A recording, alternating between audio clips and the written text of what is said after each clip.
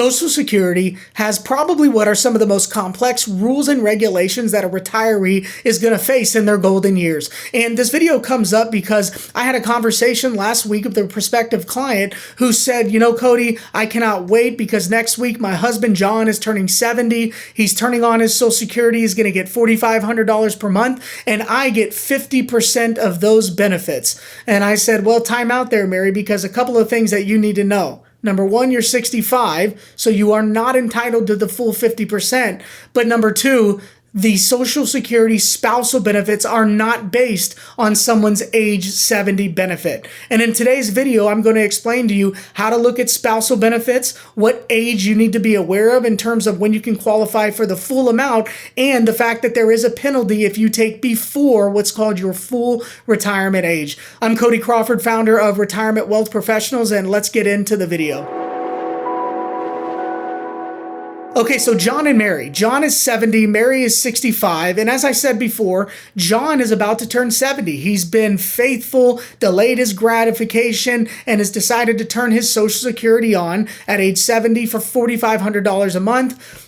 Mary did not work, so she doesn't have her own retirement benefit, or this calculation would be a little bit different. But as we just figured out earlier, she was excited because she thought she was going to get $2,250 a month, or 50% of that age 70 benefit. So the first thing that you need to understand, and that I'm going to put on the screen here, is that Social Security does not base spousal benefits off of age 70 or 69 or 68. What they do is they look at your full retirement age. And, on your Social Security statement, you'll see an acronym called PIA, or the primary insurance amount. So as we pulled out John's primary insurance amount, what we came to realize is that his full retirement age benefit is roughly $3,629. Now, the way that's calculated is at age 67, if you defer for 3 years, you get an 8% increase in your benefit. So it's about 24% over those 3 years. We can simply divide that by 3 to get his PIA amount. And again, in this case, it's $3,629 a month. She said, okay, so what you're telling me then is